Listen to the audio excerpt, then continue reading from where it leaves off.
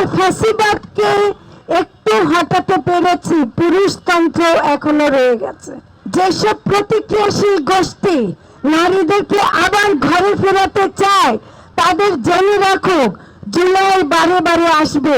আমাদের যদি আমরা ব্যর্থ হয়ে থাকি, আমরা এখনো যদি মেয়েদেরকে নিরাপত্তা দিতে না পারি, এটা আমাদেরকে ব্যর্থতা মেনে নিতে হবে। কিন্তু এটাও মানতে হবে যে আমরা ফ্যাসিবাদকে একটু হটাতে পেরেছি, পুরুষতন্ত্র এখনো রয়ে গেছে।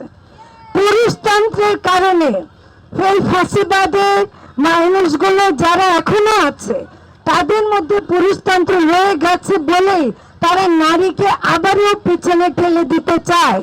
আমি সাবধান করে দিতে চাই, যেসব প্রতিক্রিয়াশীল গোষ্ঠী নারীদেরকে আবার ঘরে ফেরাতে চায় তাদের জেনে রাখুক জুলাই বারে বারে আসবে।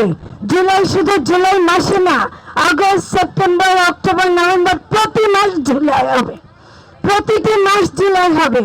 সেজন্য প্রতিক্রিয়াশীল কোন গোষ্ঠী নারীদেরকে যদি ঘরে ফেরাতে চায়, আমরা সরকারের পক্ষ থেকে যতটুকু করতে পারি করব।